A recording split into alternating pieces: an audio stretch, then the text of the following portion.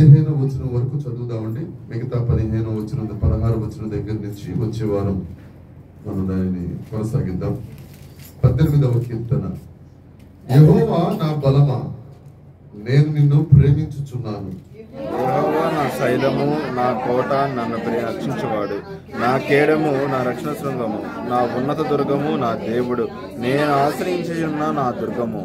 కీర్తనీయుడైన యెహోవాకు నేను మొర్రపెట్టగా ఆయన నా శత్రువుల చేతిలో నుండి నన్ను రక్షించును. మరణపాశములు నన్ను చుట్టుకొనగను, భక్తిహీనుల వరద పొర్ల వలె నా మీద పడి బెదిరింపగను. పాతాళపు పాశములు నన్ను అరికట్టగను, మరణపు ఉరులు నన్ను ఆవరింపగను. నా శ్రమలో నేను యెహోవాకు మొర్రపెట్టి తిని, నా దేవునికి ప్రార్థన చేసి తిని, ఆలయములు ఆలకించి ప్రార్థన అంగీకరించెను. నా మొర ఆయన సన్నిధిని చేరి ఆయన చెవులు జొచ్చెను. అప్పుడు భూమి కంపించి అదిరెను, పర్వతముల పునాదులు వణికెను. ఆయన కోపింపగా అవి కంపించెను. ఆయన నాసికారంధ్రములలో నుండి పొగ పుట్టెను, ఆయన నోట నుండి అగ్ని వచ్చి దహించెను. నిప్పు కణములు రాజబెట్టెను, మేఘములను వంచి ఆయన వచ్చెను. ఆయన పాదముల కింద గాఢాంధకారము కమ్మి ఉండెను. కెరూబు మీద ఎక్కి ఆయన ఎగిరి వచ్చెను, గాలి రెక్కల మీద ప్రత్యక్షమాయెను. గుడారము వలె అంధకారము తన చుట్టూ వ్యాపింప చేసెను. జలాంధకారమును ఆకాశ మేఘములను తనకు మాటుగా చేసుకొనెను. ఆయన సన్నిధి కాంతిలో నుండి మేఘములను, వడగండ్లను, మండుచున్న నిప్పులను దాటిపోయెను. యెహోవా ఆకాశమందు గర్జన చేసెను, సర్వోన్నతుడు తన ఉరుము ధ్వని పుట్టించెను. వడగండ్లను, మండుచున్న నిప్పులను రాలెను. ఆయన తన బాణములు ప్రయోగించి శత్రువును చెదరగొట్టెను, మెరుపులు మెండుగా మెరిపించి వారిని ఓడగొట్టెను. 15వ వచనం అందరం కలిసి చదువుదాం. యెహోవా నీ నాసికారంధ్రముల ఊపిరిని నీవు వెలిగా విడువగా, నీ గద్దింపులకు ప్రవాహముల అడుగు భాగములు కనబడెను, భూమి పునాదులు బయలుపడెను. దేవుడి వాక్యం మనందరి వినికిడిలో దీవించి ఆశీర్వదించి ఫలభరితము చేయను గాక. ఆమేన్. కూర్చున్నామండి, అందరూ కూర్చుందాం. దేవునికి స్తోత్రం, దేవునికి స్తోత్రం. దాని ఆపన్నప్పుడు చెప్పండి. మన ప్రభువును మన రక్షకుడైన యేసుక్రీస్తు నామం పేరిట అందరికి వందనాలండి, అందరికి వందనాలు. దేవునికి స్తోత్రాలు. అమ్మ వందనానికి ప్రతి వందనం సంస్కారం. దేవునికి స్తోత్రం. బాగున్నారు అందరూ? అలసిపోయిన వాళ్ళందరూ గట్టిగా హల్లెలూయా. అలసిపోయిన వాళ్ళు సార్ సంతోషం ఉండేవాళ్ళు అనుకుంటున్నాను. దేవునికి స్తోత్రం. హల్లెలూయా. 18వ కీర్తన. ఇది దావీదు గారు రాసిన కీర్తన. పైన కొన్ని మాటలు ఉన్నాయండి, చదువుదాం. ప్రధాన గాయకునికి యెహోవా దాసుడైన దావీదు. మీరే చదువుకోండి అన్నట్టుంది మీ పద్ధతి. శత్రువులందరి చేతిలో నుండి, సౌలు చేతిలో నుండి యెహోవా అతని తప్పించిన దినమున దావీదు ఈ గీత వాక్యములను చెప్పి యెహోవాను స్తోత్రించి ఇట్లన్నారు. ఏమన్నారు? యెహోవా నా బలమా. దేవునికి స్తోత్రం. ఈ పాట మనకి చాలా అందరికి బాగా వచ్చు. పరిశుద్ధ గ్రంథంలో 2 సార్లు ఉన్న పాట ఇది. 2వ సమూయేలు గ్రంథం 22వ అధ్యాయంలో ఉంది. అదే కాస్తంత మార్పులు చేర్పులు చేసి మరలా 18వ కీర్తనగా రాశారు. విషయం ఏంటంటే యెహోవా దాసుడైన దావీదు. పరిశుద్ధ గ్రంథంలో ఇద్దరి గురించే దాసుడు అని రాయబడింది. ఈయన 3వ వ్యక్తి. మొదట ఆయన మోషే గారు, రెండవ ఆయన యెహోషువ గారు. ఇక నిరంతర దాసుడు అని వ్రాయబడింది యేసుక్రీస్తు ప్రభు కోసమే. మార్కు సువార్తలో యేసుక్రీస్తు ప్రభు గురించి పాత నిబంధనలో దాసుడుగా చెప్పబడిన గ్రంథం యెషయా గ్రంథం. ఇటు పాత నిబంధనలో కొత్త నిబంధనలో దాసుడుగా లేకపోతే ఆయన కొరకు పరిచర్య చేయుటకు వచ్చిన వారిగా తెలుపబడిన ఆయన యేసు ప్రభు ఒక్కరే. ఆయన నిరంతర దాసుడు, నిరంతర ప్రధాన యాజకుడు. దేవునికి స్తోత్రం. అయితే ఇక్కడ పైన రాసిన ఈ చిన్న మాటలో ఏముందంటే యెహోవా దాసుడైన దావీదు కీర్తన.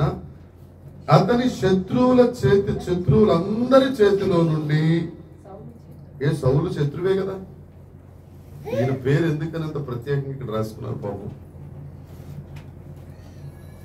గొలియాతును ఆ పర్వతము మీద లేక ఏలా లోయలో, మొదటి సమూయేలు గ్రంథం 17వ అధ్యాయం. ఆ సందర్భంలో దావీదు సౌలు గారి దగ్గరికి వచ్చి సౌలుతో చెప్తాడు, సౌలు రాజా, ఎలుగుబంటి పంజా వేసుకున్న మీదకి వచ్చింది, దేవుడు దాని నుంచి నన్ను తప్పించాడు. సింహము పంజాతో నా మీదకి వచ్చింది, దేవుడు నన్ను తప్పించాడు. ఇప్పుడు మూడో వ్యక్తిగా మనకి చెప్తున్నాడు, సౌలు పంజాతో నా మీదకి వచ్చాడు, దేవుడు నన్ను తప్పించాడు. ప్రియ సంగమా, అది సింహమైనా శత్రువైనా లేకపోతే ఇంకొకరైనా వారి పంజా నుంచి తప్పించగలిగిన సమర్థుడు యేసు క్రీస్తు ప్రభువు ఒక్కరే. స్తోత్రం చెప్తాం. మన శత్రువు ఒక్కడే, అపవాది. అపవాది చేతిలో నుంచి మనలను తప్పించడం ఎవ్వరి వల్ల కాదు. మంత్రాలు కాదు, తంత్రాలు కాదు, శకునగాండ్రు కాదు, ఇంకొకరు కాదు. దానియేలు దర్శన భాగ్యాన్ని గురించి మనం మాట్లాడుకుంటూ ఆ బబులోను రాజు నెబుకద్నెజరు 4 రకాల మనుషుల్ని పిలిపించాడు. జ్యోతిష్కులు, మంత్రగాళ్ళు, శకునగాళ్ళు, కల్దీయులు. కల్దీయులు అంటే ఎవరు? అబ్రహాం గారు ఉన్న ఊరి నుంచి వచ్చిన వాళ్ళు.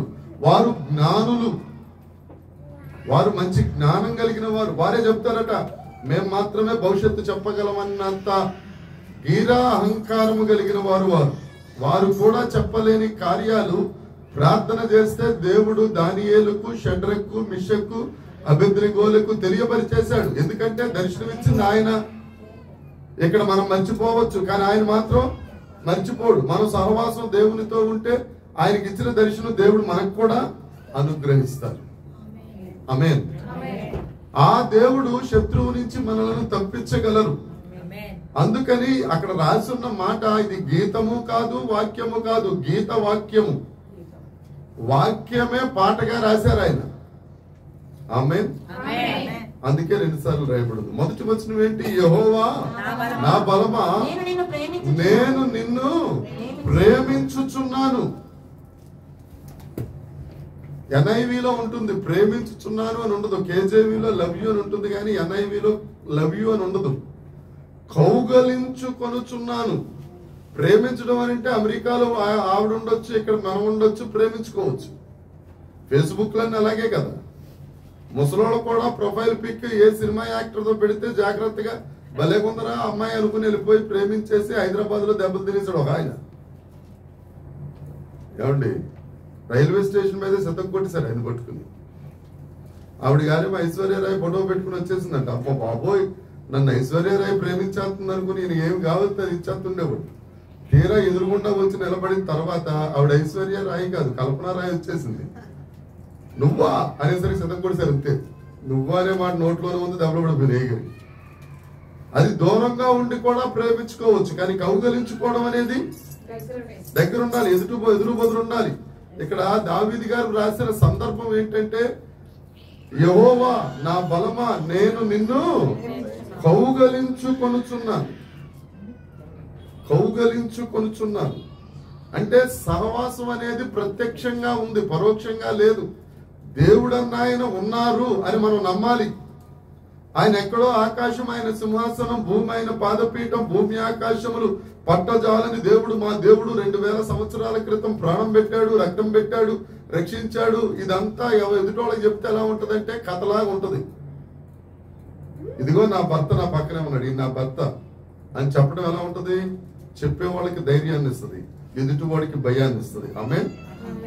ఇప్పుడు నా భార్య పట్ల ఎవరైనా తప్పుగా ప్రవర్తిస్తున్నారు అనుకోండి, ఆవిడేమంటది?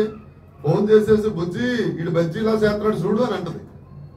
ఆడేమనుకుంటాడు? అమ్మ బాబు వచ్చేస్తాడు బాబు ఎవడు అనుకుంటారు, అనుకోరా? అలా చెప్పకుండా ఫోన్ చేయకుండా మా ఆయనకి చెప్పమంటావా? మా ఆయన అమెరికాలో ఉన్నాడు, చెప్పాను అనుకో తోలు తీసేస్తాడంటే ఆడనుకుంటాడు మీ ఆయన ఎప్పుడు అమెరికా నుంచి రావాలి, ఎప్పుడు నా తోలు తీయాలనుకుంటాడు. ఆమేన్. అర్థం అవట్లేనట్టు ఉంది పాపం. దేవునికి స్తోత్రం. హల్లెలూయా. యెహోవా నా బలమా, నేను నిన్ను ప్రేమించుచున్నాను. ఆ ప్రేమ ఎలా ఉంటుందట? యెషయా గ్రంథం, యెహోవా యెషయా గ్రంథము 49వ అధ్యాయము 15వ వచనం. ఆ కౌగిలించుకోవడం ఎలా ఉంటది అని అంటే, ఒక తల్లి పుట్టిన బిడ్డను కరుణింపకుండా తన చంటి పిల్లను మరచునా నేను నిన్ను మరువను. తల్లి లాంటి ప్రేమ, తల్లి ఎలా కౌగలించుకుంటుందో. మీరందరూ ముందు కూర్చున్నారు, వాళ్ళిద్దరు వెనకాల కూర్చున్నారు కాబట్టి వాళ్ళ పరిస్థితి మీకు ఏం అర్థం అవట్లా. వాళ్ళ ఎదురుకుండా నేను ఉన్నాను కాబట్టి మీ అందరు ఎదురుకుండా మీ ముఖ చిత్రాలు ఎలా ఉన్నాయో నాకు అర్థమైపోతా ఉంటుంది. వచ్చి దగ్గర నుంచి కుమారుడు రాంగ అని చెప్తాను ఉంది రాజకుమారి చెల్లమ్మ గారు. అది తల్లి ప్రేమ. ఎందుకు చెప్తున్నానంటే సందర్భాన్ని బట్టి. 103వ కీర్తన 13వ వచనం. అయ్యారు సంభాళించండి, ఎందుకు ఏడుస్తుందో బాబు. 103వ కీర్తన 13వ వచనం. తండ్రి కుమారులలో ఏం చేస్తారు? జాలి పడతాడు. భయభక్తులు కలిగిన వారి ఎడల ఎవరైతే యెహోవాను బలంగా చేసుకుంటారో, ఎవరైతే యెహోవాను కౌగలించుకుంటారో, 108వ కీర్తన 18వ కీర్తన అయ్యారు, కౌగలించుకుంటారో తల్లిలా ఆయన కరుణిస్తాడు, తండ్రిలా జాలి చూపిస్తాడు. దేవునికి స్తోత్రం. 2వ వచనం చదువుదాం. నా కోట, నన్ను రక్షించువాడు, నా కేడము, నా రక్షణ శృంగం, నా ఉన్నత దుర్గము, నా దేవుడు. దీంట్లో రిపీట్ అయింది, వెంటనే రిపీట్ అయిన అసరం ఏంటి? మా తండ్రి మీకు సన్మానం చేసేయాల. నా ఎన్నిసార్లు ఉంది లెక్క?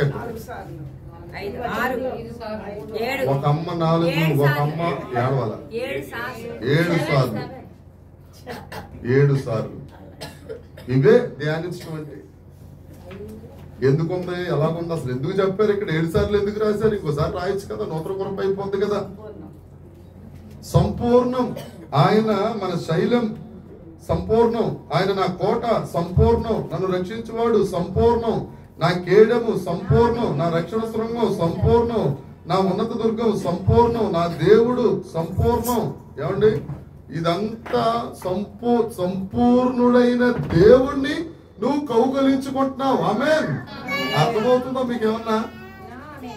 నా 7 సార్లు ఈ 2వ వచనంలో 7 సార్లు. 7 సార్లు అనేది సంపూర్ణం. మన దేవుడు నిన్ను రక్షించుటకు సంపూర్ణుడు, నిన్ను కాపాడుటకు సంపూర్ణుడు, నీకు బండగా ఉండుటకు సంపూర్ణుడు, నిన్ను స్వస్థపరచుటకు సంపూర్ణుడు, నీ అప్పులు తీర్చడానికి సంపూర్ణుడు, నిన్ను ఉన్నత స్థానంలో ఉంచడానికి సంపూర్ణుడు, నిన్ను పరలోకానికి తీసుకెళ్ళడానికి సంపూర్ణుడు, ఆయన కుడి పక్కన కూర్చోబెట్టుకోవడానికి సంపూర్ణుడు, ఆయనతో పాటు రాజ్య పరిపాలన చేయించుటకు సంపూర్ణుడు. ఆయన నా బలము. దేవునికి స్తోత్రము. అలాంటి దేవుణ్ణి నేను కౌగిలించుకుంటున్నాను. అది అర్థం అక్కడ. నువ్వు కౌగిలించుకునేది అనాకారి వ్యక్తిని కాదు. ఈ మధ్యన బాగా చదువుకున్న పిల్లలందరూ ఇదేది అదే ముళ్ళపంది కటింగ్ ఉన్న వాళ్ళందరూ ప్రేమించేస్తారు. ఏమంటే నాకు నచ్చాడు, నా కళ్ళు పెట్టుకుని చూడు అని అంటారు. మళ్ళీ ఆవిడ కళ్ళు పెట్టుకుంటేనంట ఆయన ఉత్తిక్రోషంలా కనపడతాడు. మన తెలియదు. కానీ మన దేవుడు అలాంటి దేవుడు కాదు. దేవునికి స్తోత్రం. 10,000లో 10,000లో ఎన్నిసార్లు అంటున్నానంటే మీరు శ్రేష్ఠుడు శ్రేష్ఠుడు అంటే అది. ఇప్పుడు మీకు క్విజ్ లో మీ పాయింట్ పోయింది, నాకు పడిపోయింది పాయింట్. దాని విపరీతం అంటే ఆయన అతి సుందరుడు. 10,000 ఏంటి అన్నిటిలో అందరికి మైకి ఉండమ్మా ప్రసంగం చేశారు. బైబిల్లో ఉన్న మాట 10,000లో అతి అంతే. అది ఏమండి? అతి ప్రియుడు. అంతేగాని శ్రేష్ఠుడు. ఆయన అన్నిట్లో మోషే కంటే శ్రేష్ఠుడు, దానియేలు కంటే శ్రేష్ఠుడు, సొలొమోను కంటే శ్రేష్ఠుడు, యోనా కంటే శ్రేష్ఠుడు, దేవదూతల కంటే శ్రేష్ఠుడు, అహరోను కంటే శ్రేష్ఠుడు. వచ్చే సంవత్సరం శ్రేష్ఠుడు గురించే ఉంటుంది. దేవునికి స్తోత్రం. హల్లెలూయా. 3వ వచనం చదువుతామండి. కీర్తనీయుడైన యెహోవాకు నేను మొర్ర పెట్టగా. దేవునికి స్తోత్రం. కీర్తనీయుడైన యెహోవాకు. కీర్తనీయుడైన యెహోవా అంటే స్తుతి నొందదగిన దేవుడు. యెహోవా అనేది జ్ఞాపకార్థ నామం. ఉన్నవాడు అనువాడు అనే దేవుడు. ఆయనను కీర్తించాలి. నువ్వు ఆయనను కీర్తించుచున్నప్పుడు ఆయన ఏం చేస్తారు? శత్రువుల చేతిలో నుండి నిన్ను రక్షిస్తారు. ఎఫెసీ పత్రిక 6వ అధ్యాయంలో శత్రువు ఎవరో ఉంటుంది. మనము పోరాడునది వాళ్ళతో మా పోరాడుతున్నాం. ఆకాశ మండలములో ఉన్న దురాత్మల సమూహములతో మనకు యుద్ధం. మన శరీరంతో కాదు, మన ఆత్మ సంబంధమైన యుద్ధం. ఆమేన్. అందరూ చాలా మంది వెళ్ళిపోయి తాయెత్తులు కట్టించుకోవడానికి వాటిని ఆహ్వానిస్తారు. మనం పోరాడతాం వారితో. దేవునికి స్తోత్రం. యుద్ధ వీరులం మనం. హల్లెలూయా. 1వ వచనం ప్రేమ, 2వ వచనం విశ్వాసం, 3వ వచనం నిరీక్షణ. మొదటి వచనం ప్రేమ గురించి తెలియజేస్తే 2వ వచనం దేని గురించి తెలియజేస్తుంది? నా దుర్గమాయనే, నా కేడమాయనే, నా ఉన్నత శృంగమాయనే, ఆ విశ్వాసం గురించి తెలియజేస్తుంది. 3వ వచనం నిరీక్షణ, హోప్. ఏంటి ఆ హోపు? ఆ కీర్తనీయుడైన యేసుక్రీస్తు ప్రభువుని నేను కీర్తించుచుండగా నా శత్రువుల చేతిలో నుండి ఆయన విడిపిస్తాడు, రక్షిస్తాడు. దేవునికి స్తోత్రం. అదే కదా నిరీక్షణ. నీ విశ్వాసాన్ని బట్టే, నీ విశ్వాసాన్ని బట్టే. ఒకసారి ఎడ్వర్డ్ విలియమ్స్ గారి పేరు ఎంతమందికి తెలుసు? Edward Williams. ఆయన భువనగిరి అనే మీటింగ్కి వెళ్తే అక్కడ 165 మంది వ్యభిచారం చేస్తున్న స్త్రీలు వ్యభిచార వృత్తిని విడిచిపెట్టి బయటకు వచ్చేసారు. ఎంతమంది అండి? 165 మంది. 165 మంది. ఇక వచ్చి రూమ్కి వచ్చిన తర్వాత ఆయన నిద్రపోతా ఉంటే పక్కనే వచ్చి పడుకుందంట. ఎవరు? ఆ భువనగిరి తాలూకా దెయ్యం వచ్చి పడుకుందట. పడుకునేసరికి ఈయన ఉలుక్కుపడి లేచి వాళ్ళ ఆవిడికి ఫోన్ చేశాడు. వాళ్ళ ఆవిడికి ఆయన భయం అయింది. దెయ్యం ఏదో చేద్దని కాదు, ఆవిడ గారికి తెలిస్తే ఏమవుతుందని. ఫోన్ చేస్తే ఆవిడందంటే హైదరాబాద్ లో నీకు మోజెస్ పాస్టర్ ఉన్నాడు కదా, ప్రార్థన చేస్తాడు, ఆయన చేసి ఫోన్ చేసి కనుక్కో అంటే ఫోన్ చేయగానే వచ్చిందా దెయ్యం అన్నాడంట ఆయన. వచ్చింది పాస్టర్ గారు. మళ్ళీ 40 నిమిషాల తర్వాత మళ్ళీ మొత్తం చూడాలి. ఈయన ఎదురుగుండా కూర్చుని కుర్చీ వేసుకుని 40 నిమిషాలు వెయిట్ చేస్తా ఉంటే వచ్చి బాడీ బిల్డర్ లాంటి వాడు వచ్చాడట. వాడు వచ్చి అన్న మాట ఏంటంటే, నా రాజ్యంలో ఉన్న 165 మంది నువ్వు తిప్పేస్తావా, ముందు అర్జెంట్ గా భువనగిరి ఖాళీ చేసి వెళ్ళిపోతావా, లేకపోతే నీకు మెట్లెక్కేటట్టు చేయనా అన్నాడట. ఎవరు? ఆ Bhuvanagiri head Lucy, doctor Lucy. ఈయన అన్నాడట, నువ్వు 40 నిమిషాలు నాకు టైం ఎత్తున్నావేమో, నేను నీకు 20 సెకండ్లు టైం ఎత్తున్నాను. ముందు ఎక్కడి నుంచి నువ్వు వెళ్ళకపోతే నీ పరిస్థితి వెళ్ళిపోమంటే నువ్వు వెళ్ళిపోతావు. అంతేనా? మొత్తానికి వెళ్ళిపోయాడు. పైగా లిస్ట్ ఇచ్చాడంట. విజయనగరం, విశాఖపట్నం, నీకు కూడా ఇప్పించాను కదా, పాలకొండ, ఈ ఏరియాలకు వెళ్తే మాత్రం మర్యాద కూడదని చెప్పాడంట ఆ డాక్టర్ లూసీ అసిస్టెంట్. ఎవరికి? ఎడ్వర్డ్ విలియమ్స్ కి. నేను అక్కడికే వెళ్తాను, నువ్వు ముందు గెట్ అవుట్ అంటే వెళ్ళిపోయాడు. అలాంటి వాళ్ళు మన శత్రువులు. ఆమేన్. నువ్వు దేవునితో సహవాసం చేస్తా ఉంటే డైరెక్ట్ గా దేవుని దగ్గరకు వచ్చేస్తాం. ఆమె వస్తుంది అది సూచన. పాలయాంగిచో దగ్గరికి డైరెక్ట్ గా సాతానే వచ్చేసాడు. జర్మనీలో, జపాన్ లో. అంటే ఆయన పాపం చేశాడనా? ఏమండి? ఆయన జపాన్ సువార్తకి వెళ్తే మంచం మీద కూర్చుంటే పక్క వచ్చి కూర్చున్నాడు. డైరెక్ట్ గా సాతానే ఈ నవ్వుతున్నాడంట ఆయన చూసి. మొత్తానికి వెళ్ళిపోయాడు. మనం ఎప్పుడైతే దేవునితో అతి సన్నిహితంగా ఉంటామో దెయ్యం నీకు కనపడుతుంటాడు. ఆయన నువ్వు గద్దెత్తుంటావు, మళ్ళీ ప్రార్థన చేస్తుంటావు. దేవుని రాజ్యం విస్తరిస్తా ఉంటే జరిగే కార్యక్రమం అదే. అర్థమైందా? నిన్న ఒక తోపు తోసాడు, కాలు వసిపోయింది. మీకు ఎవరికి తెలియదు అనుకోండి. పొద్దున్నే రాజ్ కుమార్ చెల్లమ్మకి పేపర్ లీక్ అయింది. ఆ స్వామి గారికి తెలుసు, నాగమణికి తెలుసు కదా, నేను పడిపోవడం. మీరు నా వెనకాల ఉన్నారు కదా. అసలు అంత తిరగకూడదు, అంత వాసిపోయింది. భూమిలాగా ఎదుగుండి అంత వాసిపోయింది, తిరగకూడదు. దేవుని మహాకృప అలా చేస్తుంటాడు. సువార్త అంత ఘనంగా జరిగింది. చప్పట్లు కూడా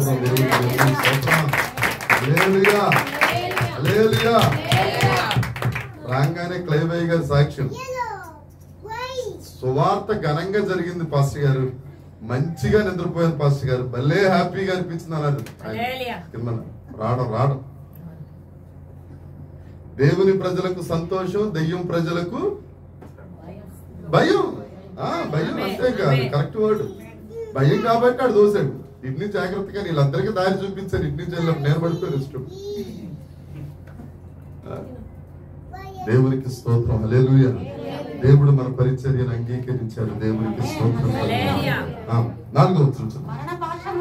మరణ పాశములు నన్ను చుట్టుకొనగను, భక్తిహీనులు వరద పొర్లు వలె నా మీద బెదిరింపగను. అదే కదా రాత్రి జరిగింది. పాతాళపు పాశములు నన్ను, ఏది ఏమైపోయినా గాని 4వ వచనం ఉంటుంది. 6వ వచనం. అది చెయ్యాను. నా శ్రమలో ఎవరికి మొరపెట్టారు? మనం ఏం చెప్తాం? మనుషులకు చెప్తాం. కిరాణా లిస్టు చెప్పినట్టు బాధల లిస్టు చెప్తాం. అది లేదు, ఇది లేదు, ఇది లేదు. ఇక ఎప్పటికీ ఉండదు మనకి. మనం ఏం చెయ్యాలంటే, మరణ పాశములు నన్ను చుట్టుకున్న, భక్తిహీనులు వరద వలె నా మీదకి వచ్చి పడిపోయి నన్ను బెదిరించేస్తున్నా, పాతాళపు పాశములు నన్ను అరికట్టిన, మరణపు ఊర్లు నన్ను ఆవరించడం అంటే నిండిపోయి మరణపు చుట్లు, నీ చుట్టూ మరణం అనేది నీ చుట్టూ చుట్టుకుపోయింది, ఆవరించేసింది. మన విజయవాడ నీరు విజయవాడని ఏం చేసింది? ఆవరించింది. అలా ఆవరించేసింది. అప్పుడు ఏం చేయాలి? నా శ్రమలో నేను యెహోవాకు మొర్ర పెట్టాను, ఆ తర్వాత ప్రార్థన చేశాను. దేవునికి స్తోత్రం. ఆయన తన ఆలయములో ఆలకించి నా ప్రార్థన, ఎందుకంటే మన దేవుడు ప్రార్థన ఆలకించే దేవుడు. దేవునికి స్తోత్రం.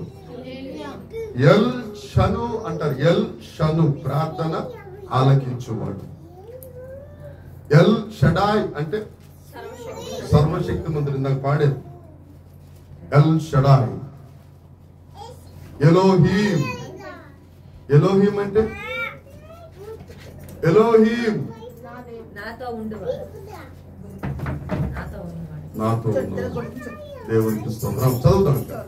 ఈ ఆలయంలో నుంచి ప్రార్థన ఆలకించాడు. నా మొర్ర ఆయన చెవుల జొచ్చెను.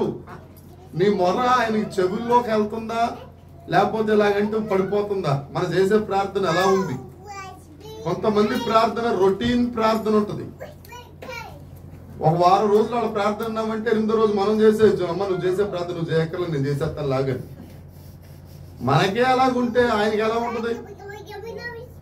చాలా సార్లు చెప్పానండి, నాకేం కావాలో దేవుడికి తెలుసు. ఆ తెలిసిన ఆయన దగ్గరికి వెళ్ళి నాకు ఇది కావాలంటే నాకు ఎలా ఉంటది? మనకి స్టోరీ మొత్తం తెలుసు. మళ్ళీ మన దగ్గరికి వచ్చి స్టోరీ చెప్తా ఉంటే అరే నాకు తెలుసు నువ్వు అని అంటామన్నమా. కానీ దేవుడు ఎప్పుడు అలా అనలేదు. అన్న దాఖలాలు ఉన్నాయా ప్రార్థనలో? ప్రార్థన ఆపిన దాఖలాలు ఎక్కడ ఉన్నాయా? లేవు. వింటాడు ఆయన. అంత ఓపిక కలిగిన వాడు. అయితే ఆ ప్రార్థన ఆలకించి 7వ వచనం నుంచి చూద్దాం. ఎప్పుడైతే ప్రార్థన ఆయన చెవులు జొచ్చిందో, ఆయన ఆలయంలో నుంచి ప్రార్థన దేవుడు ఆలకించాడు. అప్పుడు ఏమైందట? భూమి కంపించింది. షేక్ అయిపోయానంటాం కదండి. షేక్ అయిపోయానంటాం కదా. ఆ మాట మనగానే షేక్ అయిపోయానండి. భూమి అలా షేక్ అయిపోతుంది. ఎవరి కోసం? నీకోసమే. నువ్వు శ్రమలానికి మొదలుపెట్టావు కదా, ఆ దేవుడికి ప్రార్థన చేసావు కదా, ఆ దేవుడు ఆలయంలోంచి ప్రార్థన విన్నాడు కదా, నీ ప్రార్థన ఆయన చెవుల్లోనికి చొచ్చింది కదా, నీకోసమే ఆయన కార్యం చేయటం మొదలు పెడతాడు. దేవునికి స్తోత్రం.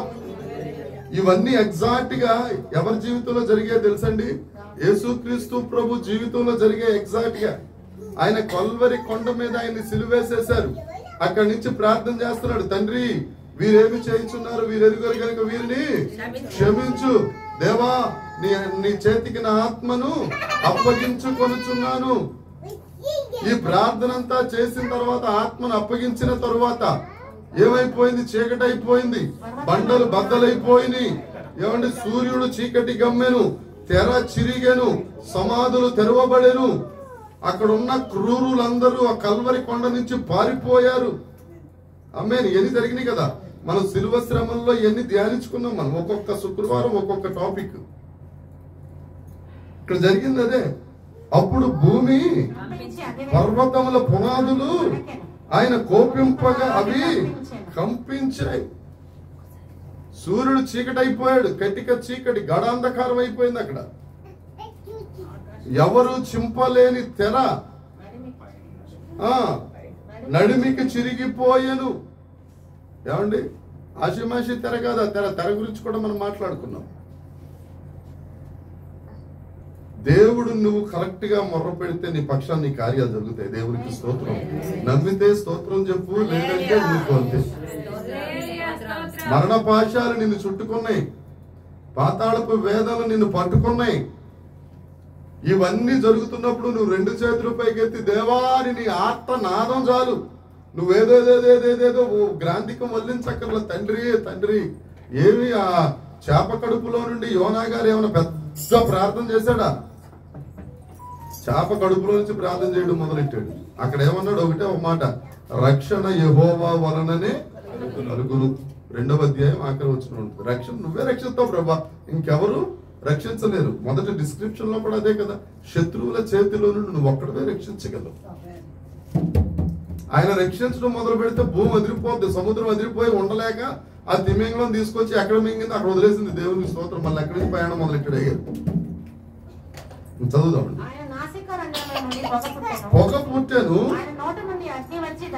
దహించి వేసాను. ఆయన నోట నుండి. ద్వితీయోపదేశ కాండము 32వ అధ్యాయము 22వ వచనం. త్వరగా అవునండి, 32:22. ఆయన కోపాగ్ని రగులుకుంటది, పాతాళ అగాధం. ఎక్కడ దాకంట? పాతాళ అగాధం. పాతాళ గంగ అంటారు. మీరందరూ వినుకోవచ్చునండి. మీరందరూ క్రైస్తవులు విన్నారా? ఓకే. ఆ పాతాళ గంగ అనే దగ్గరికి వెళ్ళడమే కష్టం. నువ్వు ప్రార్థన చేస్తే ఆ ప్రార్థన ఆయన చెవులో జొచ్చితే, కొంతమందికి పరిశుద్ధ మరియమ్మ వందనము, ఏలిన వారు మీతో ఉన్నారు, ఇది కంఠస్థం అయిపోద్ది. కంఠస్థం అయిపోయి టక్ టక్ టక్ టక్ టక్ అని చెప్పేస్తుంటారు. జపమాలు అంటారు దాన్ని. రాత్రి కూడా అనుకున్నట్టున్నాం. మస్తాన్బి చెల్లెమ్మ, నాగమణి చెల్లెమ్మ మేము ప్రస్తావించుకున్నాం దీనికోసం. అలా అలవాటు ప్రార్థనలు చేయకూడదండి. సద్దన్నం మనకే ఇష్టం ఉండదు. ఏమండి, ఒకవేళ రాత్రి వండింది పొద్దున్నే పులుసన్నం చేసుకుని తినేయచ్చు. 2 రోజుల తర్వాత తినమంటే ఏమంటారు? అబ్బా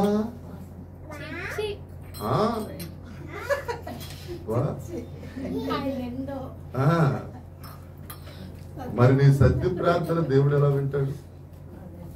అర్థమవుతుందా అమ్మా? అర్థమవుతుందా? ఫ్రిడ్జ్లో పెట్టిన ప్రార్థన చేయకండి. నీ హృదయంలోంచి రావాలి ప్రార్థన. నీ హృదయం నుంచి ప్రార్థన వస్తున్నప్పుడు నీ కళ్ళ నుంచి కన్నీరు వస్తుంది. నీ కంట నుంచి కన్నీరు వచ్చి ఆయన పాదాలు తొడుగుతున్నప్పుడు ఆయన అంటాడు, నువ్వు విస్తారంగా ప్రేమించావు. అంతే, అదే స్టేట్మెంట్ ఇస్తాడు దేవుడు. నువ్వు ఎప్పుడు చేసిన ప్రార్థన చేస్తావు అంటే చెవులు దొచ్చుతుంది, రాలిపోతా ఉంటుంది, కింద వెనక్కి వచ్చేస్తుంది. పాతాళపు అగాధం కనపడుతుంది నువ్వు కరెక్ట్ గా ప్రార్థన చేస్తే. తర్వాత 10వ వచనం. మేఘములను వంచి వచ్చెను, ఆయన పాదముల కింద గాఢాంధకారము కండి. ఆయన కోపగిస్తే నిప్పు కణాలు రాసిపెట్టినట్టు అవుతుందండి. అందుకనే షడ్రక్ మేషక్ అబేద్నెగోలు ఆ అగ్నిగుండంలోకి వెళ్ళినా ఏది కాదు ఆ అగ్నిగుండం. ఎందుకంటే ఈయన అగ్నిగుండం ముందు ఆ అగ్నిగుండం ఏమి మైన్యూట్. అందుకనే జాగ్రత్తగా పాటలు పాడటం మొదలు పెట్టారు. తర్వాత ఆయన పాదముల కింద మేఘములను వంచి వచ్చాను. మేఘం స్థిరం ఉంటుందా? మేఘం ఉంటుంది, స్థిరంగా ఉంటుంది. అది చిన్న గాలేస్తే ఎడిపోతుందో దానికే తెలియదు, అసలు షేప్లెస్ అయిపోతుంది. నిర్వీర్యము అని అంటారు తెలుగులో, మరి ఇంగ్లీష్ లో ఏమంటారు నాకు తెలియదు. నిర్వీర్యం అయిపోద్ది మేఘం. కానీ భూమి ఆకాశములు పట్టజాలని అంత ఉన్నతుడైన దేవుడికి వాహనం ఏంటో తెలుసా? ఆ నిర్వీర్యమైపోయే మేఘమే. దేవునికి స్తోత్రం. నిర్వీర్యమైపోయే మేఘాన్ని దేవుడు వాహనంగా చేసుకుంటే 70 సంవత్సరాలు అధిక బలం ఉన్న ఎడల ఎక్స్పైరీ డేట్ అయిపోయినా 10 సంవత్సరాలు నీకు ఆయుష్నిచ్చే దేవుడు నిన్ను వాహనంగా చేసుకోడా? చెప్పరే? నిన్ను ఎలా చేస్తాడు తెలుసా? వాయువులను ఆయన దూతలుగా చేసుకుంటాడు, లేదా దూతలను ఆయన వాయువుగా చేసుకుంటాడు. ఆ వాయువు ఏం చేస్తుంది? ఎర్ర సముద్రాన్ని పాయలు చేసేస్తుంది.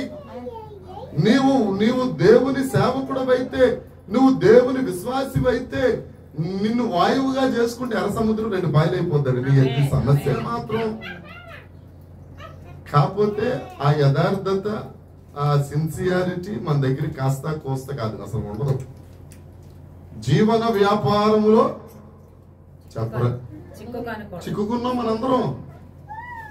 జీవన వ్యాపారంలో చిక్కుకున్నాం కాదా? చెప్పట్లా.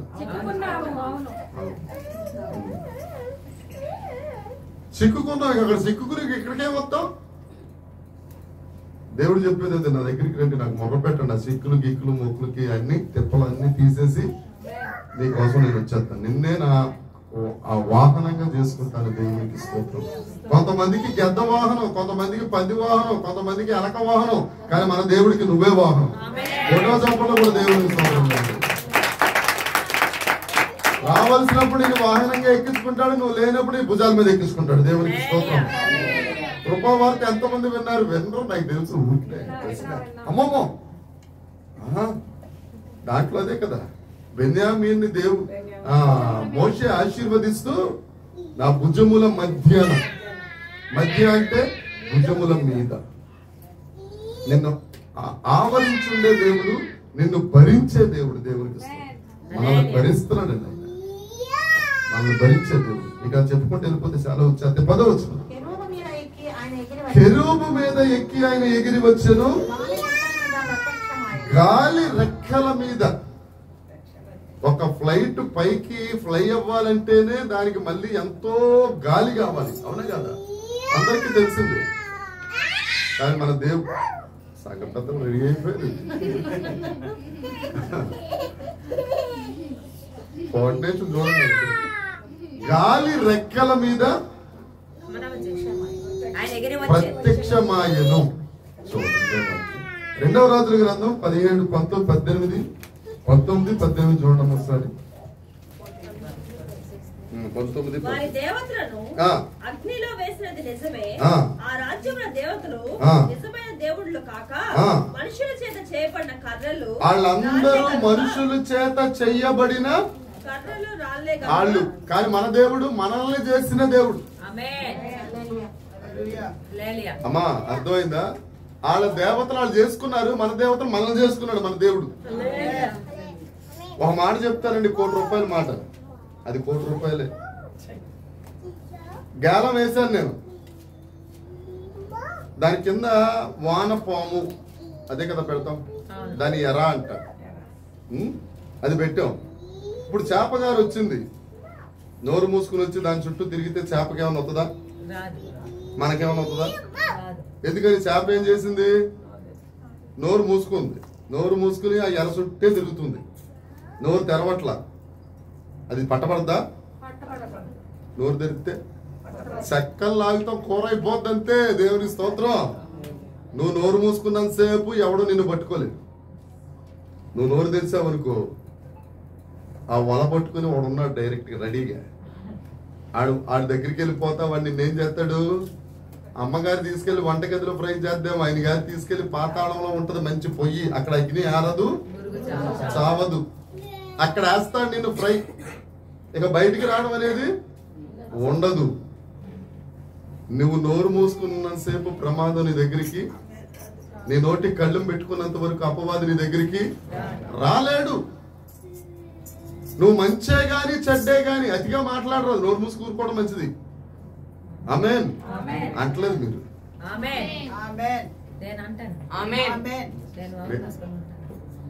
అంటావు ఉంటావు. Very good right. దేవునికి స్తోత్రం. దేవుడు నిన్ను దీవించును గాని. Very good. తర్వాత చదువు. వ్యాపింప చేసెను, 11వ వచనం, 12వ వచనం, 13వ వచనం. ఏమండి ఇవి? ఆయన చుట్టూ ఏమేమి ఉన్నాయో ఒకసారి ఉన్నాయి, చదువుతా ఉండగా నేను చెప్తా ఉంటాను, లెక్కెత్తాను. గుడారము వలె అంధకారం ఉంది ఆయన చుట్టూ. జల అంధకారము, నీటితో కూడిన అంధకారము, ఆకాశ మేఘములు చేసుకున్నారు. ఎన్నైనా అమ్మా ఇప్పటికి? 3 ఆయన సన్నిధి మేఘములు, వడగండ్లు, మండుచున్న నిప్పులు. ఎన్నైనా? 6. తర్వాత గర్జన చేశారు, పుట్టించారు, వడగండ్లు, నిప్పులు రాలేదు. ఎన్నైనా అమ్మా? 7. ఏమండి 6 + 2 అంటే వడగండ్లు 2 సార్లు వచ్చాయి. 8. ఉరుముధ్వని కూడా 8. మరి ఆయన వస్తుంటే ఉరుముధ్వని వస్తుంది కదా, మ్యూజిక్ అంటే బ్యాక్గ్రౌండ్ మ్యూజిక్ లెక్కలోకి రాకపోతే మ్యూజిక్ సినిమా అయిపోతుంది. ఎన్నైనా? ఇప్పుడు 7 నా సంపూర్ణం, 8 నూతన కృప, ఓవర్ఫ్లో. ఇప్పుడు ఎన్ని జలాంధకారము, వడగండ్లు, తర్వాత నిప్పులు, ఏమండి మెరుపులు, ఇవన్నీ తీసుకుని నీ చుట్టూ వస్తున్నాడు అని అంటే ఇక శత్రువు నీ దగ్గరికి వస్తాడా? యేసునామము జయం జయము, సాతాను శక్తి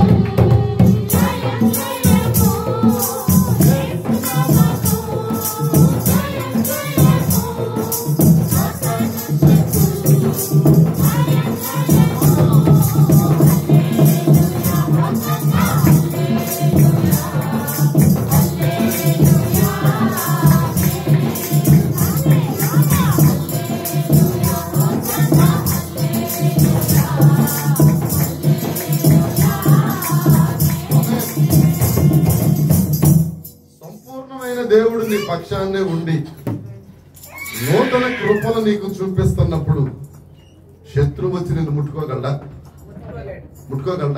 నీ ఆశీర్వాదాలను ఆపగలడా?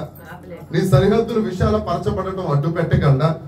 నువ్వు ఆశీర్వదించబడి అనేకులకు ఆశీర్వాదకరంగా ఉంటే దేవుడు ఆశీర్వదిస్తారు తప్ప సాతాను ఆపగలడా?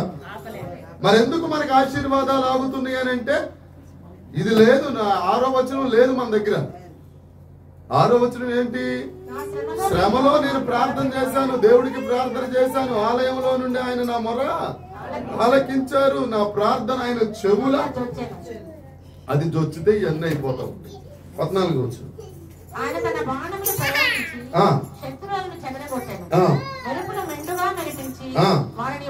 ఇక్కడ భక్తుడు చేసింది ఏమన్నా ఉందా? దావీదు గారు చేసింది ఏమన్నా? దావీదు గారు చేసిన పని ఏంటి? 1 కీర్తించాడు, 2 ప్రార్థించాడు. 3వ వచనంలో కీర్తనీయుడైన యెహోవా, 6వ వచనంలో ప్రార్థన చేశాడు. అంతే. మిగతాదంతా ఎవరు చేస్తున్నారు? దేవుడే. బాణాలు ఎట్టుకుని వచ్చేస్తాడు మీ దగ్గరికి. ఆమేన్. తుపాకీ గుండన్నా కొద్దిగా డైరెక్షన్ మార్చుకుంటుందేమో కానీ బాణం గుచ్చుకుంటే చచ్చిపోవడం. ఏజెన్సీ ప్రాంతాల్లో ఎక్కువ ఇది జరుగుతుంది. ఆయన బాణాలు పట్టుకుని వచ్చేద్దరట. చదవండమ్మా మరొకసారి. ఆయన తన బాణములు చెదరగొట్టాను, మెరిపించి ఓడగొట్టాను. ఇక నీ శత్రువు లేడు అక్కడ. 144వ కీర్తన 6వ వచనం. కీర్తనల గ్రంథం 144వ కీర్తన. మెరుపులు మెరిపించి చెదరగొట్టుము, ఓడగొట్టుము. చేయాలి ప్రార్థన. నన్ను ఆశీర్వదించు ప్రభువా. ఎంతమంది చేస్తున్నారు 2వ రాకళ్ళు ఎత్తబడాలని?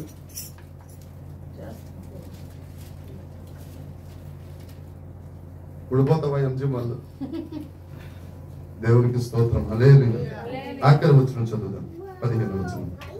యెహోవా నీ నాసికా రంధ్రముల ఊపిరిని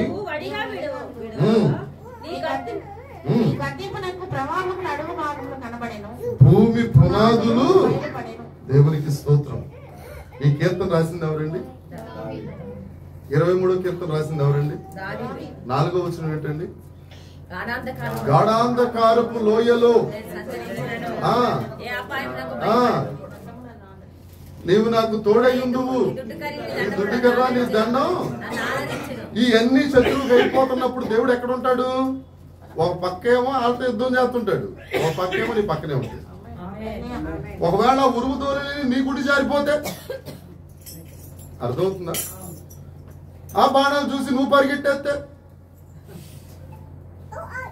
ఆ అగ్ని చూసి నేను దూకేస్తాను బాబాయ్ అనుకు నువ్వు భయపడితే, ఒక పక్కేమో నిన్ను ధైర్యపరుస్తూ ఉంటాడు, ఒక పక్కేమో శత్రువులు లేకుండా చేస్తాడు, ఒక పక్కేమో నీకు ఆశీర్వాదం, ఒక పక్క వారికి ఏమో శ్రమ, ఒక పక్కేమో నీకు దీవెన, ఒక పక్కేమో వారికి శాపం, ఒక పక్కేమో నీ వల్ల ఆయనకు మహిమ, వారి వల్ల కూడా మహిమ. ఇది మాత్రం సేమే, నీ వల్ల మహిమ, శత్రు వల్ల కూడా. ఒకే ఒక్క దేవుడండి శత్రు వల్ల మహిమ పొందేవారు. ఎవరో తెలుసా ఆయన? ఎవరైనా చెప్పాలి ఎవరైనా? కొంచెం యేసయ్యా, యెహోవా. చెప్పండి ఎవరైనా? దేవుడు. కొంచెం నోరులు మీ మూతబడిన నోరులు తెరవబడును గాక, నోరు మూయిచున్న అపవాది తొలగిపోవును గాక, మీ బంధకములు విడిపోవును గాక. మన శత్రువు వల్ల మహిమ పొందే దేవుడు ఎవరు? అయినా కాస్త తిప్పారు, ఇంకా ముందు మీరు దాసేసుకుంటున్నారేమో. ఓ సేవకుడు అంట ఒక ఆవిడ దగ్గరికి వెళ్ళి ప్రార్థన చేసాడట. ఏమని? దెయ్యమా వెళ్ళిపో అంటంట. దెయ్యం బయటకు వచ్చి ఎక్కడికి వెళ్ళిపోమంటే ఆవిడ వదిలితే కదా వెళ్ళలేదు. ఆవిడ వదలలేదు, దెయ్యం ఎక్కడికి వెళ్తుంది? అలా ఉంది. మేము చెప్పం కదా, మేము చెప్పమంటే నువ్వు చెప్పమని చెప్పాలా మేము అన్నట్టుగా ఉంది మీ పరిస్థితి. మన దేవుడు ఎవరమ్మా? సమస్త మహిమ ఘనత ప్రభావములు పొందదగిన దేవుడు. ఈ మాట ఎవరంటారో తెలుసా? పరలోకంలో దూతలు, కెరూపులు, సెరూపులు ఈ మాట అంటే ఏమని? ఘనత మహిమ ప్రభావము నీకు చెల్లును.